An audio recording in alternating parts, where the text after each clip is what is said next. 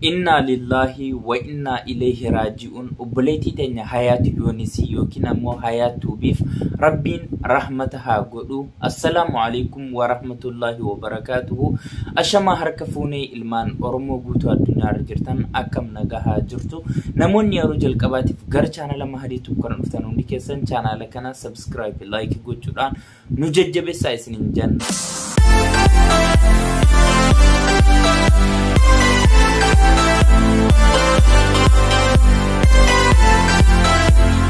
Akkuma beekamu gaa obboleettiin teenya Hayaatu Yoonisii yookiin ammoo Hayaatu kan jiraatu biyya Yaman keessa shamarran biyya Arabaa waa'ee gaazii yookiin ammoo amboobaa sirriitti beektu jedheetii yaada.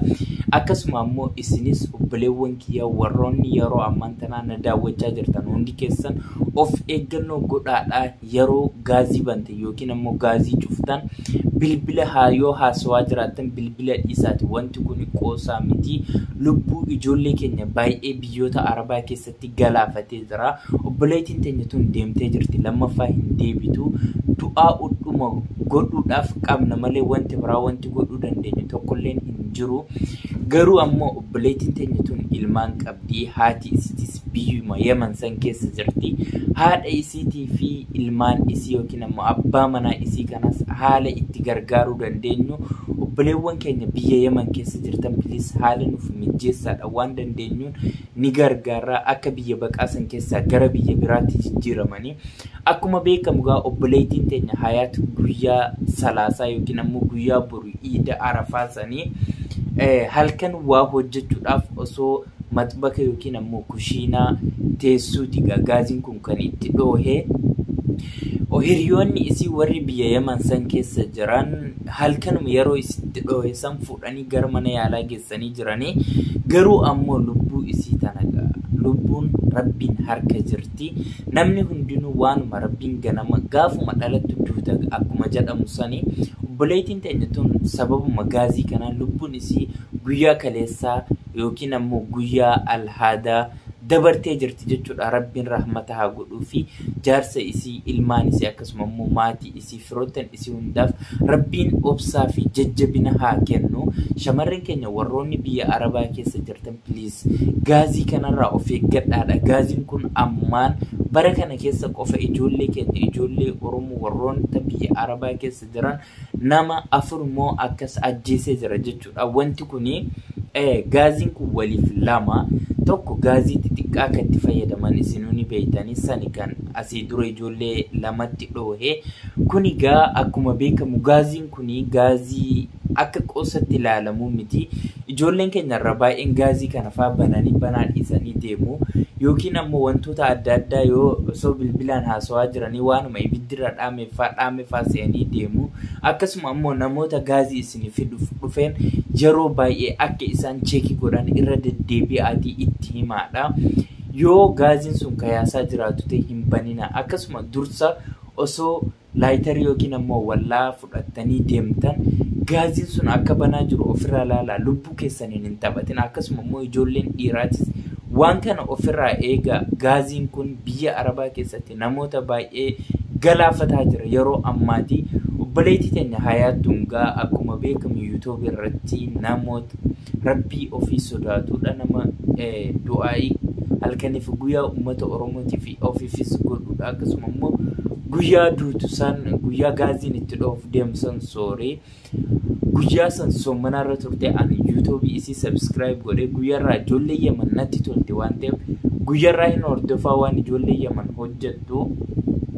Guyyaa sanillee akka isin soomana turte gaa viidiyoo isirra yoo na amanuu baattan achi dhayxanii ilaaluu ni dandeessanii. Obboleettii teenya tana gaa Rabbiin rahmata haa godhuu fi ijoolleen achi jirtan mee yoo dandeessan haala itti haadha isii akkasuma ammoo jaarsa isii ilmaan isiiti wajjin biyya baqaasan keessaa baasuun danda'amu irratti silaa hojjettanii gaariidha jeetii yaada. Isin dabartee jirti. Obboleettiin teenya tun gaa YouTube kanarratti yeroo waan kana haasoftu namoonni baay'een kun nama arrabsaa kun nama wantoota adda addaa namaan jedha. Kun ammoo akkuma isin beektan gaa social media Oromoo kun arrabaa kun faaruudha. Kun wantoota adda addaa qaba. Garuu ammoo commenti isii jala yookiin ammoo yoo deemtanii intalli tun akka nama amala gaarii ta'e isin ni baratu jeetii yaada. Rabbiin rahmata isiif haa godhu. Obboleettiin teenya tun viidiyoowwan isin duraan hojjetaa turte warra deebitanii ilaaltanii waanuma akka duraan Rabbiin isii beeksiseeti. Kanaaf isinis obboleewwan keenya warri arra lubbuun jirtan please haga dandeessan salaata hin dhiisinaa. Rabbii keessan kadhachuu hin dhiisinaadha. Wantoota haqa namaa ofirraa eegaadha. Namni obboleettii teenya tanirraa waa qabdanis yoo jiraattanii dhiifama godhaa fi akkasuma ammoo namni isin waa isinirraa qabdus yoo jiraate deemaa kannaa fi namni koomentii irratti isaa ta'u iddoowwan adda addaa irratti itti mufatte yoo jiraattanis dhiifama godhaa fi dhiifama godhuun gaa namni tokko erga addunyaarraa deeme wanti namni jiru waliif godhu kanumaa du'aa'ii waliif godhuudha. Mee isinis akka amantaa keessanitti kan kiristaanaatis kan muslimaatis kan waaqeffannaatis hundi keessanuu akkuma amantaa keessanitti obboleettii teenya tanaaf du'aa'ii godhaadha. Baay'ee nama gaddisiisaa biyya baqaa keessa osoo jirtu digaa obboleettiin teenya tun kan gara ganda akiraa nu biraa deemte nutis boruu ganda san hin hanqannu jechuudha. Kanaaf sinqii ganda sanitti hin deemnu guyyuma arraa kanarraa kaanee osoo boruu iftaan hin jenne ammumarraa qopheeffachuu haa jalqabnu. Furtuun kana hundaayyuu furtuun balbala jannataa laa ilaaha illallah akkasuma immoo salaata keenya salaatu akka hin daganne yaa obboleewwan kee osuma akkana deemnu addunyaan hin guutamtu numaatu duraa du'a jechuudha. Warri qabeenya qabus qabeenyi kiyya kun yooma miliyoona naagaya miliyoona lama naagaya ka miliyoona namarra jiru yoo miliyoona 10 naaf gaa jedhe osuma addunyaa kana jala fiinuu akiraa keenya dagachaa jirra.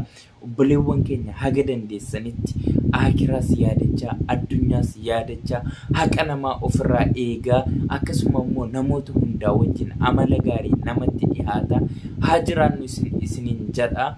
Shamarran keenya keessattuu warroonni biyya Arabaa jirtanii please gaazii kanarraa sirriitti of eeggadha. Gaaziin kun waan akka qoosatti ilaalluu miti. Obboleewwan keenya baay'ee galaafatee jira jechuudha. Namootuma nuti beeynuyyuu obboleettiin teenya tungaa guyyaa kaleessaati kan gara ganda akiraa deemte.